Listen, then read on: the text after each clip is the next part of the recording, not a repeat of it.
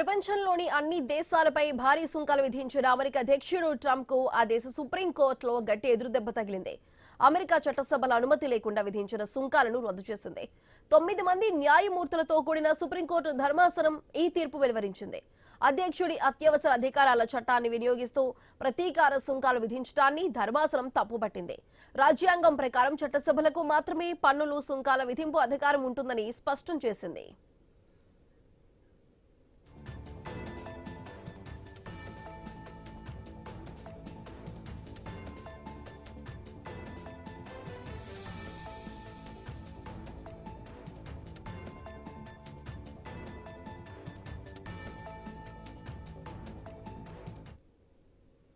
America సుప్రీంకోర్టులో Trump కి ఎదురుదెబ్బ అయితే తగిలింది. దీనికి సంబంధించి ఇప్పుడు మనతో పాటు మాట్లాడడానికి సీనియర్ జియో పొలిటికల్ మరియు ఆర్థికవేత్త ప్రొఫెసర్ డాక్టర్ జివిఆర్ శాస్త్రి గారు మనకి అందుబాటులో ఉన్నారు. వారితో మాట్లాడదాం. శాస్త్రి గారు నమస్కారం అండి. ఇప్పుడు ట్రంప్ తీసుకున్న ఈ సుంకాలకి సంబంధించి సుప్రీంకోర్టు అయితే ఇది ఒక మొట్టికాయగానే మనం భావించాలి. దీనికి సంబంధించి ఇప్పుడు ఏ విధంగా పరిణామాలు మారబోతున్నాయి, ఆ సుంకాలు ఇప్పుడు తగ్గబోతున్నాయి, అసలు ఏ విధంగా ఉండబోతుందండి? అంటే చట్టసభల్లో ఆయనకి అధికారాలు అయితే విస్తృతంగా ఉన్నాయి. అమెరికా అనేది కిచెన్ క్యాబినెట్. అమెరికా అధ్యక్షుడిని స్వయంగా ఎన్నుకుంటారు. అమెరికా చట్టసభల్లో వాళ్ళు అనుమతి పొంది చేయాలి. కానీ ఇప్పుడు ఆయన కోపం తెచ్చుకుంటున్న ఆయన ఈ వెంట్ అప్ టు డిస్గ్రేస్ అన్నాడు. సుప్రీంకోర్టు న్యాయమూర్తులు విదేశీయుల యొక్క ఇదిలో ఉన్నాడని చెప్పి కూడా అనేసాడు. చాలా మాటలు సుప్రీంకోర్టు జడ్జీలను అనేసాడు ఆయన. కానీ నాకు అనిపించేది ఏంటంటే ఇప్పుడు ఆయనకు ఒక అవకాశం చిక్కింది. ఏంటంటే ఆయన దేశాలని బ్యాన్ చేసేస్తాడు. ఇప్పటిదాకా టెరిఫ్లు వేసాడు, ఇప్పుడు బ్యాన్లు చేసేస్తాడు. అంటే ఏంటి, ఇంకా దేశాల యొక్క ఆర్థిక స్థితిగతి చిన్న భిన్నం అయిపోయే పరిస్థితి తీసుకొచ్చేస్తాడు. ఎందుకంటే ఆయనకి ఒక ఆర్థిక వ్యవస్థ మీద అవగాహన లేదు. అలా అని పోని సుప్రీంకోర్టు చెప్పిందా మీరు ఇన్ని సుంకాలు విధించారు, ఈ సుంకాలన్నీ ఇల్లీగల్ కాబట్టి తిరిగి ఇచ్చేయమని దాని మీద ఎటువంటి మాట మాట్లాడలేదు. చెప్పడం వరకు ఎంతవరకు చెప్పింది, సుంకాలు మాత్రం ఇల్లీగల్, ఎందుకంటే మీరు చట్టసభల్లో ఇచ్చేయలేదు కాబట్టి. అంటే చట్టసభల్లో చేస్తే సుంకాలు కాన్స్టిట్యూషనల్ అని కాదు కదా. చట్టసభల్లో చేస్తే సుంకాలు కాన్స్టిట్యూషనల్ అయితే ఆయన చట్టసభల్లో చేయించగలడు. అది చేస్తే అది చాలా తీవ్ర ప్రమాదంలోకి వెళ్ళిపోయినట్టు. సో సుప్రీంకోర్టు జడ్జిమెంట్ చాలా క్లారిటీగా ఇవ్వాల్సింది. ఇప్పటిదాకా వసూలు చేసిన ఈ సుంకాలన్నీ కూడా ఆల్మోస్ట్ $270 బిలియన్ వసూలు చేశారు. చాలా ఎక్కువ వసూలు చేశారు. ఆ 270-300 బిలియన్ ఆ డాలర్లు మళ్ళీ తిరిగి ఇస్తారా, క్రెడిట్ ఇస్తారా, అడ్జస్ట్ చేస్తారా? మన భారతదేశానికి ఇందులో ఏంటంటే ఈ అంబిగ్విటీలో మనం ఉండిపోయాం. మనది టెరిఫ్ అయితే అయింది 18% అని చెప్పి అన్నారు. 18% మన మీద ఉంటుంది, 0 వాళ్ళకి టెరిఫ్ 0 అవుతుంది అన్నారు. అది కూడా మనకు ఆమోదయోగ్యం కాదు, అది కూడా కరెక్ట్ కాదు. మన ప్రభుత్వానికి అమెరికాతో ఫ్రీ ట్రేడ్ అగ్రిమెంటే కరెక్ట్ మార్గం. అంటే 0 అనేది % దగ్గరే కరెక్ట్ మార్గం. ఎందుకంటే మనది చాలా విస్తృత మార్కెట్, 140 కోట్ల ప్రజల మార్కెట్. ఇంత మార్కెట్కి ఒక వాల్యూ ఉంది, ఒక గుడ్ విల్ ఉంది. ఆ గుడ్ విల్ అమెరికా పే చేసి తీరాలి. ఎందుకంటే ఇక్కడ ఉన్న కామన్ మ్యాన్ పర్చేసింగ్ పవర్ని చాలా హైయెస్ట్ పర్చేసింగ్ పవర్. దీని విలువ ఉంది, విలువ ఉన్న పర్చేసింగ్ పవర్. అంచేత అమెరికాకి మనం చెప్పవలసిన రీతిలో చెప్పే అవకాశం మనకు దక్కింది ఇప్పుడు. సో దీన్ని మనం సద్వినియోగం చేసుకుని మన టెరిఫ్లు మన దేశం వరకు మన టెరిఫ్ల్ని సెటరైట్ చేసుకోవడం చాలా ఉత్తమం. అలా అని రష్యా ఆయిల్ దిగుమతి ఎట్టి పరిస్థితుల్లో ఆపాల్సిన అవసరం లేదు. ఎందుకంటే ఆదాని కానీ అంబానీ కానీ ఆల్రెడీ వాళ్ళ యుఎస్తో టైఅప్ చేసుకున్నారని కానీ, దాంతో వెనిజులా ఆయిల్ అమెరికన్ ఆయిల్ కొనాలని కానీ ఇటువంటి మాటలు అయితే వచ్చాయి. ఇప్పటిదాకా దాని అగ్రిమెంట్స్ అయితే మనం చూడలే. అది కూడా కరెక్ట్ కాదు. దాన్ని కూడా వాళ్ళు ఏం చేయాలంటే దాన్ని కూడా ఇది విషయం అవకాశంగా తీసుకుని ప్రభుత్వం కొత్తగా ఈ టెరిఫ్ల మీద కొత్త నెగోషియేషన్ అయినా చేయాలి. లేదంటే ఈ ఉన్న నెగోషియేషన్ మీద ప్రైమ్ మినిస్టర్ చొరవ తీసుకుని అమెరికన్ అధ్యక్షుడితో మాట్లాడి ఈ విషయం మీద ఒక క్లారిటీ తెచ్చుకోవాలి. ఎందుకంటే అమెరికన్ అధ్యక్షుడు ఇప్పుడు అంబిగ్విటీతో ఉన్నాడు. ఆయనకేంటి విస్తృత పవర్ అధికారాలు ఉన్నప్పటికీ ఆయన సుప్రీంకోర్టు జడ్జిని డిస్గ్రేస్ఫుల్ అన్నాడు, మీరు అన్కాన్స్టిట్యూషనల్ అన్నాడు, మీరు అసలు దేశ పేట్రియట్ కాదన్నాడు, మీరు అసలు దేశభక్తులు కాదన్నాడు. ఎన్నో మాటలు అనేసాడు, అనకూడని మాటలు అన్ని అనేసాడు ఆయన. సో ఈ సమయం మంచి సమయం కాబట్టి ఈ సమయంలోనే భారతదేశం అమెరికన్ అడ్మినిస్ట్రేషన్తో ఈ విషయాల మీద క్లారిటీ తెచ్చుకుని టారిఫ్ని ఫ్రీ ట్రేడ్ అగ్రిమెంట్కి వాళ్ళ చేత ఒప్పించి, ఎందుకంటే మనకి ఒకటి ఇందులో మీరు అబ్జర్వ్ చేయాల్సింది ఏంటంటే ఇండియన్ మార్కెట్ లేని అమెరికా పతనానికి నాంది ప్రస్తావన అయిపోతుంది. ఇండియా కనుక అమెరికాతో పాటు నిలబడకపోతే అమెరికాకి పూర్తిగా వర్తక వాణిజ్యాలు చాలా చిన్న భిన్నం అయిపోతాయి. అమెరికాకి చాలా ఇబ్బంది అయిపోతుంది. అందులో వాళ్ళు డాలర్ని కరెన్సీ అండ్ ఎక్స్చేంజ్ అనే ఆస్పెక్ట్లో డాలర్ని వాళ్ళు ప్రొటెక్ట్ చేద్దామని చూస్తున్నారు. ఆ ప్రొటెక్ట్ చేసే దాంట్లో మనం వెనిజులా నుంచి ఆయిల్ కొంటామన్న ఒక డ్రీమ్లో ఉన్నారు. ఆ డ్రీమ్ మనం వాళ్ళకి ఇవ్వకూడదు. ఎందుకంటే మన ఫారిన్ ఎక్స్చేంజ్ రిజర్వ్స్ని పెంచుకోవాలంటే మనం డాలర్ని వీక్ చేసి తీరాలి.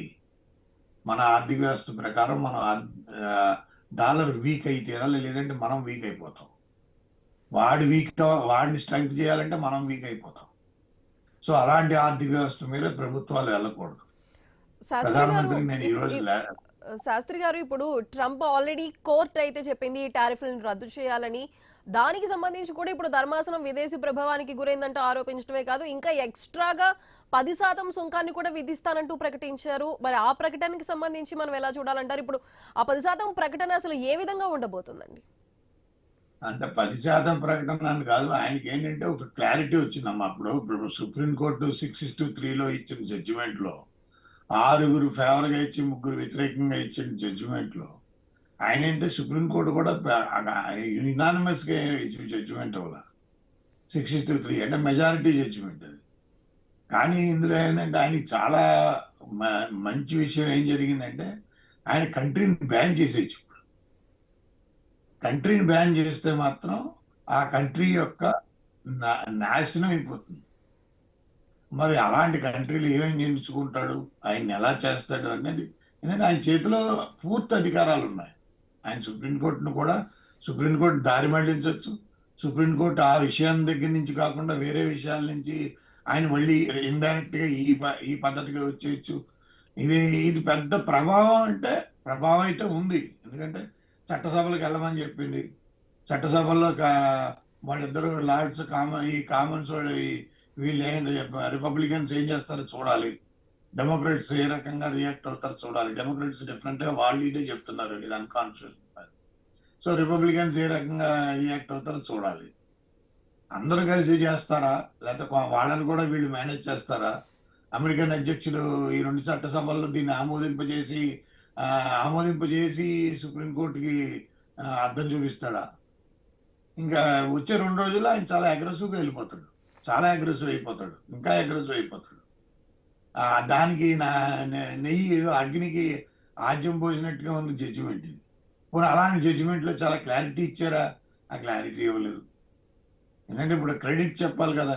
ఇప్పుడు ఇన్ని డాలర్లు మీరు వసూలు చేశారు, $1 బిలియన్, $35 బిలియన్ చైనా వాళ్ళకి తీసుకున్నారు.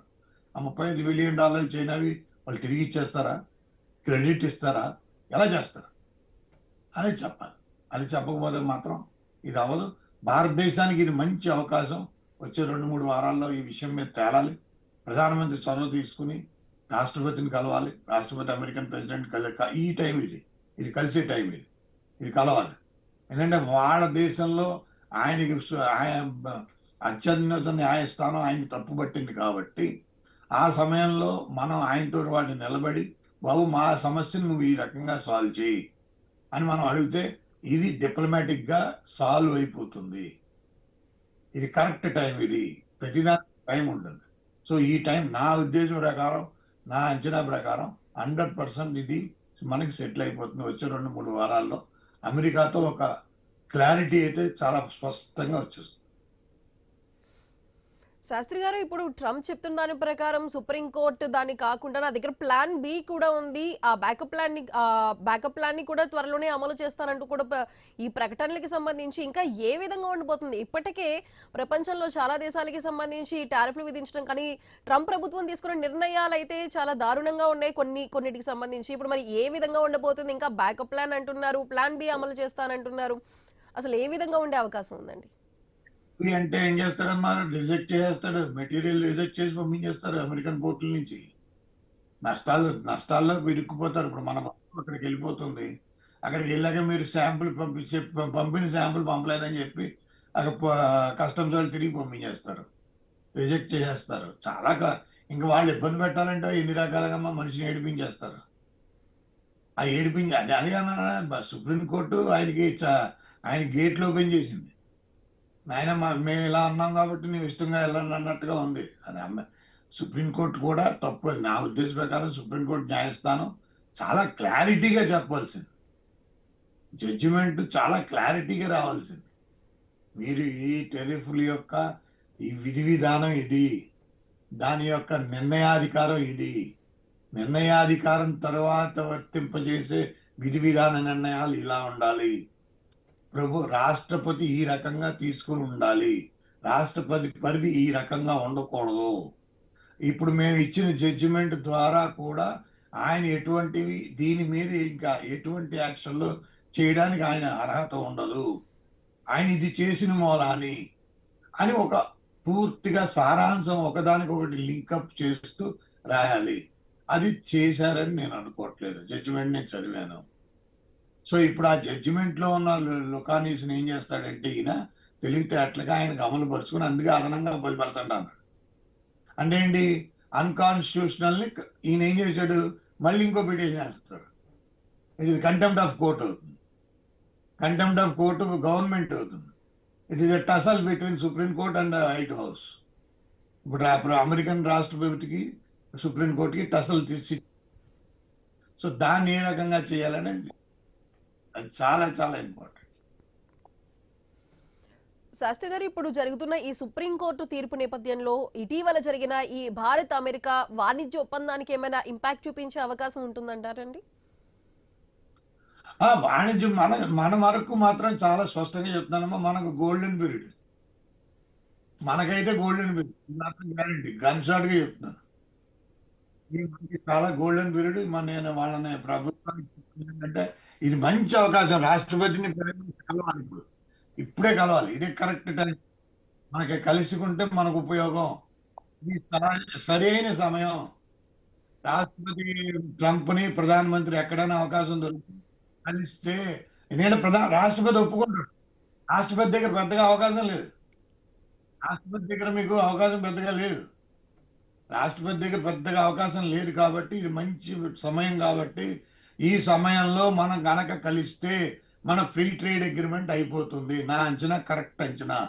ఒకసారి మీరు ఆలోచించండి. ఎందుకంటే రాష్ట్రపతికి సుప్రీంకోర్టుకి మధ్య జరిగే టసల్లో ఆయన మన మీద ఫోకస్ పెట్టడు, కానీ మనం నిలబడుతున్నాం. ఆయనకి ఇప్పుడు ఏంటి, ట్రేడ్ ప్రకారం ఆయన ట్రేడ్ కంటిన్యూటీ అనే ట్రేడ్ ఆస్పెక్ట్ లో మనం నిలబడుతున్నాం అని ఆయన కనుక అనిపిస్తే, ఎందుకంటే అది నిలబడాలి అనేది అవసరం అని వాళ్ళకి తెలుసు. కాబట్టి భారతదేశం చాలా అత్యవసరమైన కంట్రీ, దాని కామర్స్ ట్రేడ్ కంపల్సరీ. కాబట్టి ఇది మంచి సమయం. కాబట్టి ఈ సమయంలో మనం అనుకున్నది మనకు సాధించగలం, మనకు వచ్చిన నష్టం ఏమి లేదు.